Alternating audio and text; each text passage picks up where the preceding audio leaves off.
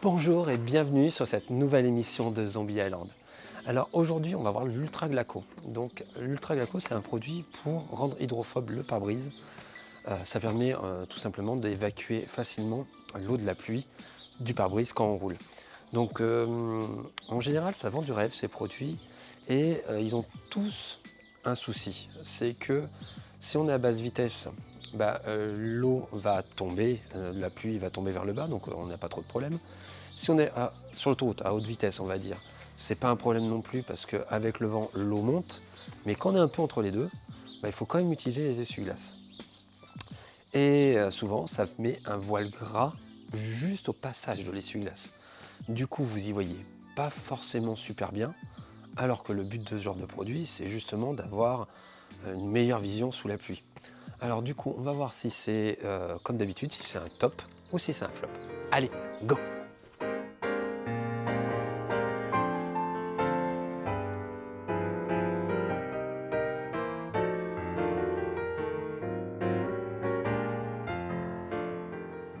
Alors, avant de poser le glaco, il va falloir, je pense, passer un coup sur la peinture. Je vous explique pourquoi. Parce qu'il lui faut 12 heures pour le curing. Donc en gros, c'est un petit peu comme la céramique, hein, c'est le fait que ça durcisse sur le support où on le met. Et donc, si vous le faites commencez d'abord par les vitres, vous le posez, et après vous dites, mince, il faudrait que je fasse la peinture, c'est foutu parce que vous allez mettre de la flotte forcément sur les vitres. Donc du coup, la technique, je pense la meilleure, c'est d'abord vous lavez votre voiture, en plus c'est plus agréable, elle est nickel, et après vous attaquez sur la partie nettoyage des vitres. Donc pour commencer, avant d'aller là-dessus, je vais vraiment dégraisser, nettoyer en profondeur les vitres. Et pour ça, j'utilise l'Angel Wax Vision. Vous l'avez déjà vu dans une vidéo, je vous le mets sur le lien qui est là. Et puis là, je vais m'attaquer à la vitre pour bien la rendre nickel. Et après, on appliquera l'Ultra Glaco. Et on y va. Un chiffon microfibre exprès pour la partie vitre. Donc, ce qu'elle a de particulier, hop, je vous montre, c'est qu'elle a un grain qui est super fin. Et du coup, ça ne peluche pas, ça laisse pas de traces. Hop. Allez. Alors là, n'hésitez pas à user d'huile de coude.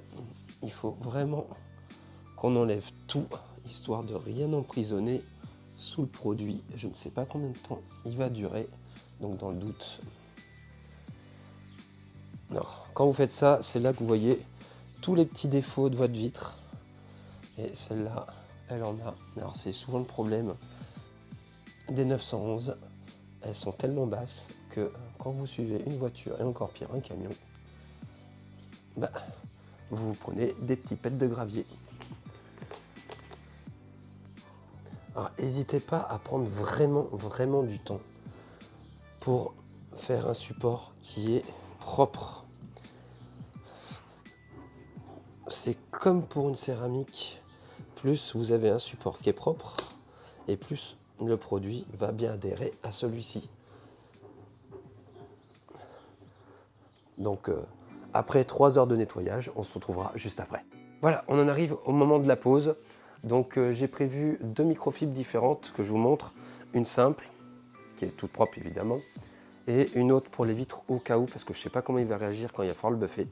Donc je préfère en avoir une avec un maillage très fin au cas où. Donc on verra s'il y en aura ou pas l'utilité juste après. Allez, venez, on va regarder comment on le pose. On enlève le capuchon, on le retourne sur la vitre, et là, on va faire des petits cercles comme ça. Alors, attention, ça a tendance à partir vite, donc je pense pas qu'il y ait besoin de trop appuyer. Alors, hop, on va faire juste un tour pour faire propre. Voilà, il y en a encore là, et j'ai fait qu'une oui, on va dire qu'une giclette, ne rigolez pas.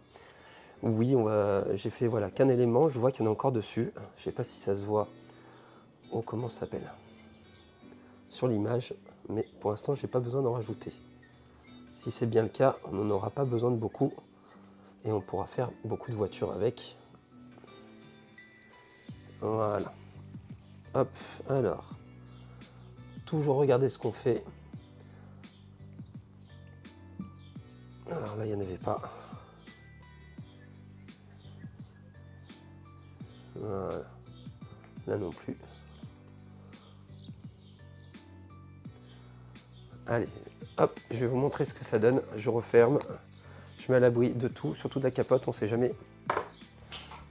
Allez, on va regarder un petit peu où on est passé. Là, ça fait à peu près 1 minute. Donc, on voit bien l'endroit où on est passé. Donc, si on a oublié une zone, on va pouvoir la reprendre sans aucune difficulté. Dis Siri, réveille-moi dans 10 minutes. J'ai réglé votre réveil pour 19h26. Bon, ben maintenant, il n'y a plus qu'à tuer le temps. Qu'est-ce que je vais bien pouvoir acheter de nouveau pour la voiture? Vu l'heure qu'il est. À la vôtre.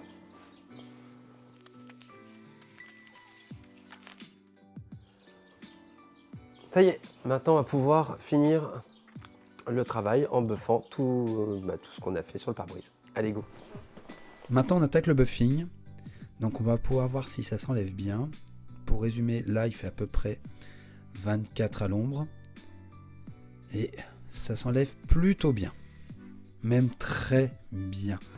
Donc pas besoin de prendre l'autre microfibre, la simple jaune suffit largement. Donc je viens de finir la pose sur le pare-brise et il m'en reste vraiment beaucoup, mais j'ai l'impression qu'il est encore plein. Donc je vais en profiter, je vais faire la lunette arrière, surtout sur les câbles où il n'y a pas d'essuie-glace. Ça sera toujours mieux pour la vision quand il va. Alors en général, c'est le moment où on voit de belles choses dans l'émission. Ben là, c'est pas le cas. Tout simplement parce que les produits qu'on va utiliser, en tout cas le Glaco, il n'est pas là pour être beau, il est là pour être efficace. Donc sur la 91, je suis quasiment sûr que je ne vous ferai pas de plan sous la pluie. Parce qu'en général, quand je la prends, vu que c'est un câble, c'est qu'il fait beau. Tandis que la Daily, la série 3, elle, je la prends que tout le temps. Donc quand il pleut, c'est pas un problème. Donc pour bien montrer si le Glaco il est bien, s'il a un effet hydrophobe bon et s'il a un côté non gras quand les essuie-glaces passent, on va faire un test avec la série 3. Donc pour ça, je vais faire 3 parties. Une partie avec le Glaco, une partie avec le Clean and Repel d'Invisible Glass. Alors j'aime bien leur produit de nettoyage, mais celui-là fait aussi produit hydrophobe. Donc je sais qu'il a un côté gras, donc ça on devrait le voir sur la vidéo. Et puis la dernière partie du pare-brise, on va rien mettre. Comme ça on pourra voir les 3 éléments quand il va pleuvoir. Allez, on y va. Allez, on commence par délimiter les zones. Allez, hop, cette partie-là, c'est pour le Glaco. Alors voilà. Et cette partie-là, hop là, ça sera pour l'Invisible Glass. Et au milieu, on va rien mettre. Allez, on va commencer avec l'Invisible Glass. Donc pour lui, c'est assez simple. On a juste à pulvériser et on passe une microfibre. Oula, j'ai dépassé légèrement. Voilà. On va, hop, on va mettre encore un petit coup. Et puis ça s'arrête là. Hop, voilà. Et le Glaco, vous l'avez déjà vu à l'instant. Hop, donc je vous le remontre pas. Vous voyez que je passe une couche et puis on verra avec la magie de la vidéo qu'est-ce que ça donne quand il pleut. Mais avant, on va quand même faire un test avec un jet d'eau pour voir ce que ça donne. Allez, on se retrouve juste après ça. Bon, bah il a plus 2 gouttes de boue, en plus de la boue quoi, et 2 gouttes. Alors je vous ai fait 2-3 plans qu'on va voir tout de suite. Bon, là je roule à 50, on voit que sur la partie gauche, l'eau a tendance à monter avec le vent, donc le Glaco est plutôt bon. Partie centrale et partie droite, ça ne bouge absolument pas. Voilà, en fait, c'est pas très probant à montrer comme ça. Donc, pour mieux vous montrer la différence avec le Glaco, sans le Glaco au milieu du pare-brise, et avec l'Invisible Glass, le Clean and Repel, qui est près de vous sur l'objectif. Donc, la simulation au jet d'eau. Et on va voir ce que ça donne. Allez. Alors déjà de ce côté-là, où il y a le Glaco, c'est très hydrophobe. Donc pour le coup, c'est ce qu'on attendait de lui. Au milieu, on voit clairement la différence.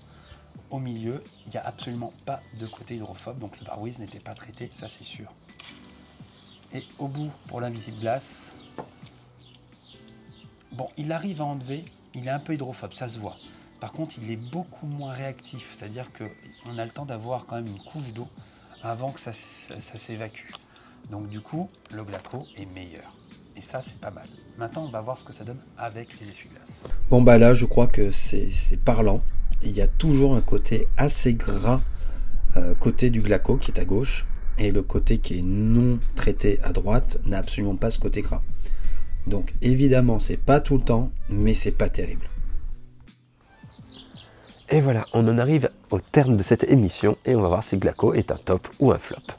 Donc il est un petit peu top et flop à la fois et je vais vous dire pourquoi. Dans les flops, on va commencer par là. Quand vous utilisez vos essuie-glaces et qu'il ne pleut pas, il fait un voile gras. Donc sur ce point-là, c'est vraiment pas terrible. Par contre, quand il pleut et que vous utilisez vos essuie-glaces, là on ne voit plus du tout ce voile gras. C'est un peu ambivalent, mais c'est vrai. Donc du coup, le moment où on a le plus besoin de vision, on l'a et ça, c'est plutôt top. Autre point top, il a un pouvoir hydrophobe énorme. Et ça, on ne peut pas lui enlever. Et rien que pour ça, il va rester dans mon armoire de detailing et je l'utiliserai sur l'ensemble de mes voitures. Et dernier point qui est surprenant, mais qui est un top, c'est que, vous l'avez entendu sur la vidéo, j'ai eu droit à une petite pluie de boue. Et quand j'ai regardé le pare-brise, le rappel d'Invisiglass laissait des gouttes de boue séchées de son côté. La partie centrale où il n'y avait pas de produit, il y avait des gouttes de boue. Et le côté où il y avait le Glaco, il n'y avait pas de gouttes de boue. Alors, il y en avait un petit peu, mais c'était vraiment ultra léger et à peine visible. Donc du coup, ça a tendance à même protéger le pare-brise de ce qui peut arriver de temps en temps sur les voitures. Donc, est-ce que je lui mets une bonne note? Oui, plutôt. Est-ce qu'il est parfait? Non, pas encore. Donc si vous utilisez un produit que vous trouvez super, n'hésitez pas à le marquer dans les commentaires. Je l'essaierai sûrement, parce que vous me connaissez, j'adore acheter des produits detailing. Et puis, si je l'aime bien, je ferai aussi une émission dessus. Sur ce, cette émission arrive à son terme. Si vous avez aimé, n'hésitez pas à liker comme d'habitude. Et puis, à vous abonner si ce n'est pas encore fait. Allez, à bientôt.